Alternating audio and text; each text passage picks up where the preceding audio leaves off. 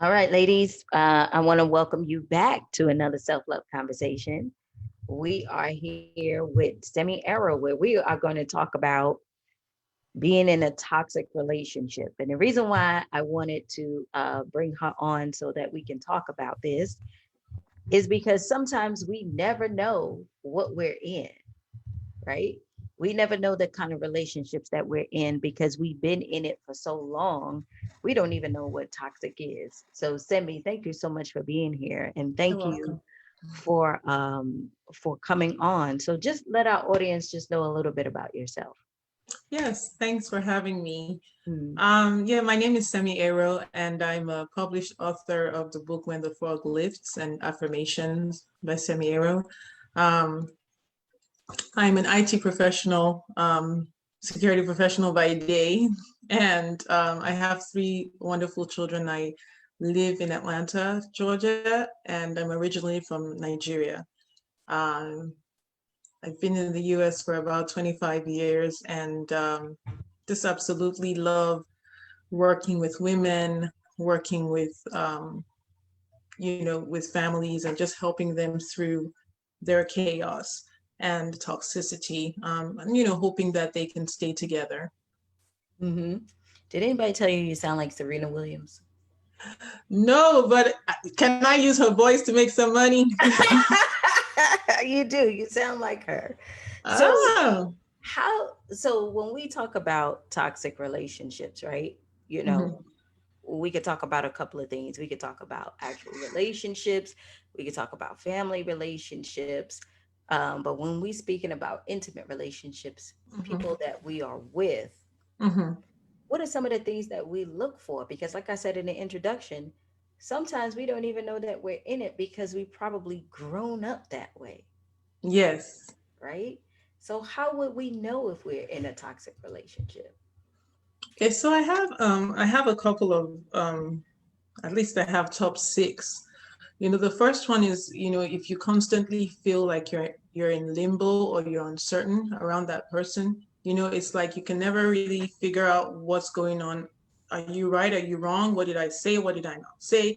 Are they happy? Are they sad? It's like you're never just at peace or comfortable around the person. And you feel uncertain and you don't feel at ease. That's one of the ways to know if you're in a toxic relationship, right? The second thing is when the other person directly or indirectly minimizes your feelings. And what does that mean? Like if you say that Yes. I'm hurt or something like that, they tell you, well, Yes. you're not really hurt or you're not Yeah. really okay. Or you're too sensitive.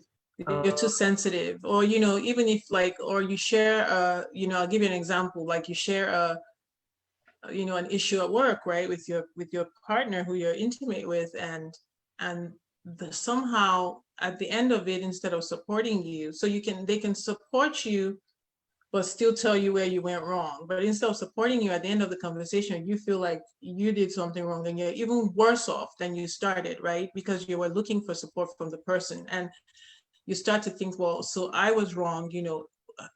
Somebody said to me once, my ex-husband said, how come you're always in the center of everything? And how come everybody doesn't like you?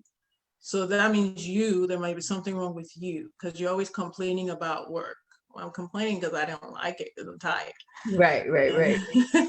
And so, when they minimize your feelings, that should be a place of comfort. That should be a safe place, Mm, right? You can have a teaching moment later, but not when I'm not feeling good.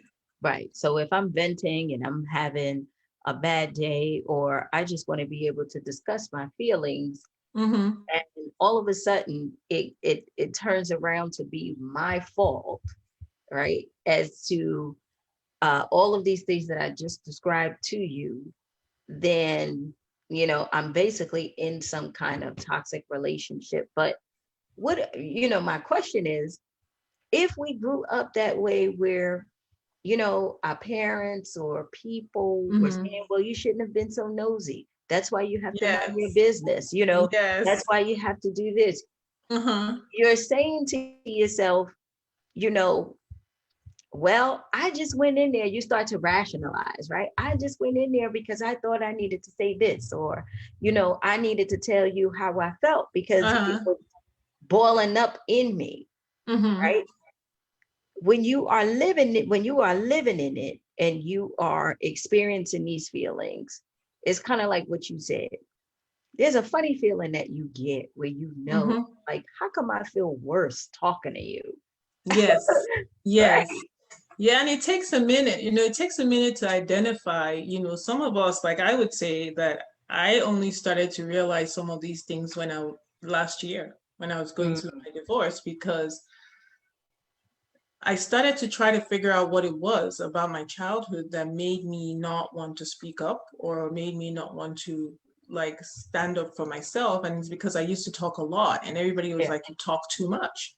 Mm, Right. So I started going, I started just going in the background. And then my ex would also tell me, he wouldn't want me to tell our business because people would figure out that we were in a toxic relationship. So he would say we right. talk too much as well. So there it is again. So I believe that I talk too much. So I just backed off.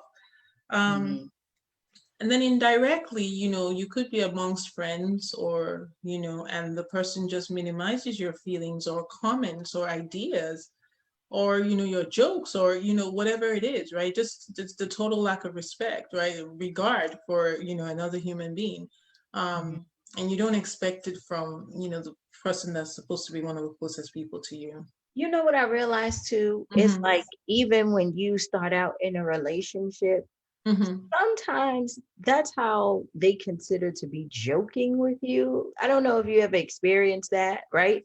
Because I was saying to a friend of mine the other day, somebody that she's seeing, and every time the jokes Mm-hmm. and Mm-hmm. the comments is always about, oh, you look like such and such, and no, she said the lady in the store told her, oh, here you go, beautiful, and then Mm-hmm. he turns around and says to her, oh, I don't know who she talking to, right?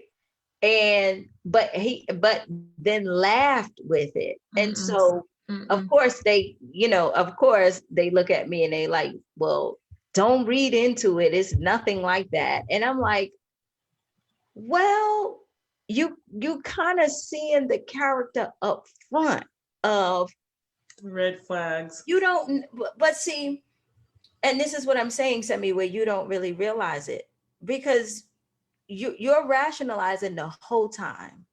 Like, is this person just playing with me? I You know. know what I'm I saying? Like, know. I know. I are they know. are they playing with me, or I is this know. how they talk, or you know, I know. because they tell you, well, I was only kidding. If Yeah. you don't know that you're pretty, then I mean, then what is my words gonna say? You know what I mean? Well, really, Yeah, you I don't know what to know. make of it.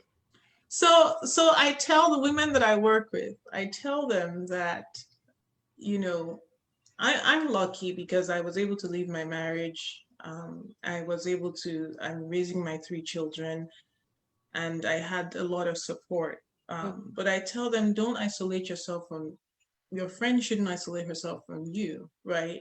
Don't isolate yourself from people because when you're a single woman and you're dating, like I recently started dating, you start to rationalize things. You start to try to make somebody that's not up to your standard fit into your standard. You start trying to say, well, yeah, he was only joking. Yeah, he was, he was only playing around. But I tell them, I'm like, look, ladies, this guy is dating you. He should be on his best behavior.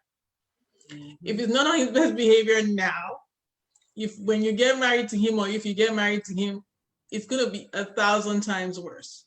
Right. And if something doesn't sit right with you, if it's going against your core and it just doesn't sit right with you, like the instant that it happens, before you start rationalizing, you need to think twice about it and think and ask yourself, is this something that I can live with going forward? What does this really mean? And lastly, that whoever it is that they're dating or seeing, has to earn their trust and their respect. Mm-hmm. We give our trust away so easily. Mm-hmm. They have to earn it. You're not going to play. You're not going to. I'm not going to respect you if you're joking about how I look. Then leave me alone. That's right. And so, that's why I said with a rationalizing come in at, because I won't say we were dating, but we were just kind of, hanging out Mm-hmm. basically with this guy. And he was, I won't say touchy feely, but will hit a lot, Oh, like, really? or grab a lot, but it was more like, hey, don't do that, like tapping here and grabbing here. And I was, Oh. and I would have to say, hey, uh, when you have a person who experienced trauma, that is a trigger.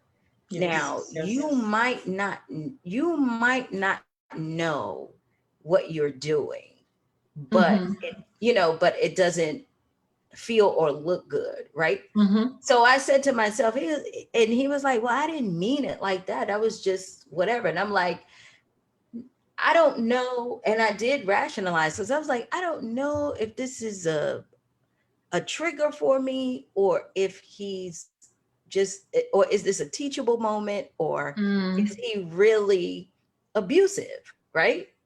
So you just don't know. So I kind of waited out a little bit, and we had another conversation, and I Mm-hmm. just said, whatever I was talking about, he didn't like what I said.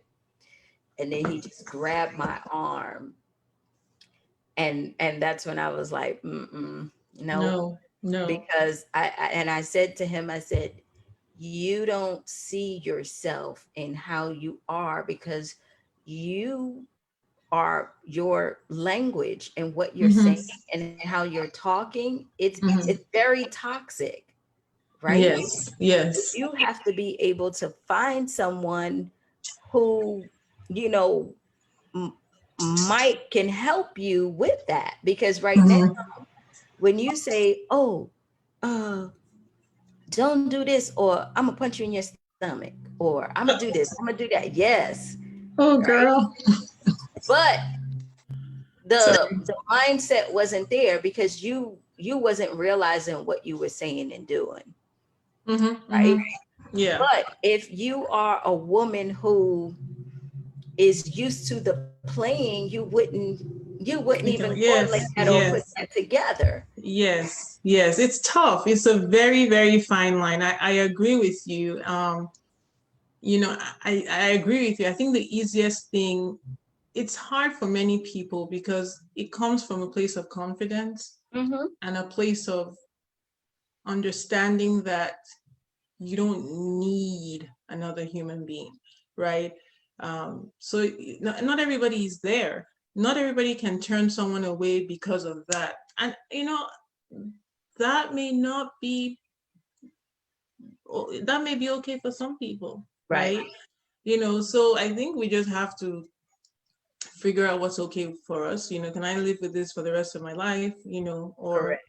does this just annoy me or irritate me? And you're right. If something triggers me or triggers something in me from a past, relationship, I just cut it. Now I just cut it off, right? Mm-hmm. I cut it off, but when I started dating, it was hard for me. It was hard for me to do. I was rationalizing, and my best friend was like, um, "You don't need anything from anyone, so why are you trying to make this person fit into a box or be who they're not?" And I had to think about it, and I was like, okay, you say this all the time, but you're not practicing what you preach. Correct.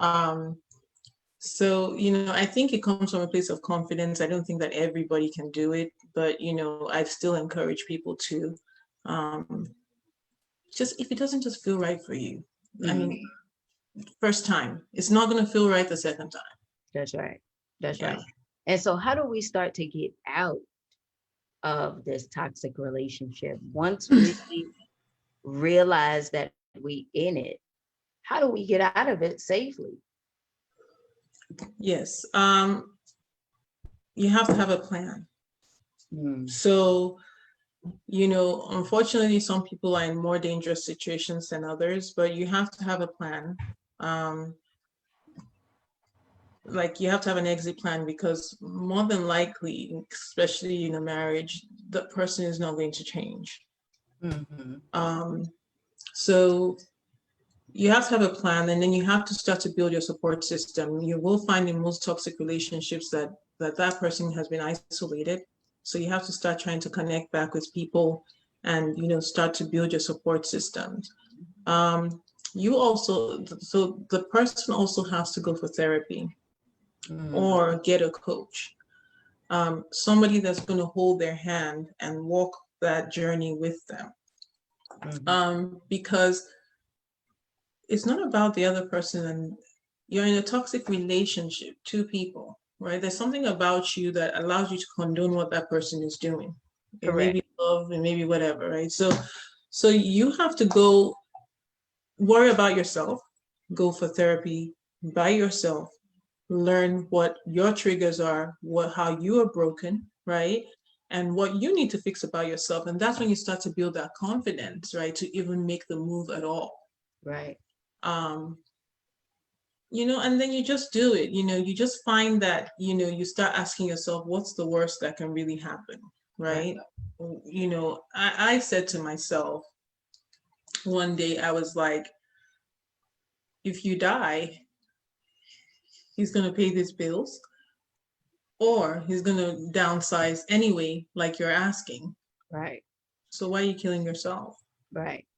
And I put my house on the market and sold it. That's right. Yeah, I'm like, whatever. But it takes a lot to come to that. And when women are broken and battered, it's so hard to see the light. It's so hard to even gain the strength sometimes to even get up in the morning. It's really, really hard. So I think the best thing that worked for me was really just connecting back with my mom and with my best friend, just talking with them, and they telling me that you're not crazy, that this is not normal, because I was convinced that I was crazy. I was told that I was crazy. So I think, just getting the people that will support you and let you know that you're not crazy. Right. That it's not okay. Right. So how can we purchase your book? It's on Amazon. When the Fog Lifts is on Amazon, as well as Affirmations. And it's also on my website, semiaero.com. So if you want a signed copy, you can purchase it at semiaero.com. Okay. And what's your social media handle so we can follow you? Yes. It's at Semerity Connections. So at Semerity Connections. And it's and then it's Semi-Aero on Facebook, at Semerity Connections on Instagram. And then I have a YouTube channel, 360 with Semi, where I started talking about being a single mother. Is the topic that we have on now. I'm going to do some stuff on Father's Day as well this weekend. Okay. Well, Semi, thank you so much for being here, and thank you for giving us great nuggets. I definitely want to be able to connect with you again, because I believe, it's really important that we not only know that we in it, but identify it early, like the signs early, so that we can, do something about it. So ladies, go ahead and check out her book on Amazon. Make sure you follow her on social media, and we'll definitely connect soon, okay? All right. Thank you so much for having me, Gloria. All right. You have a good evening. Thank you. You too. Bye.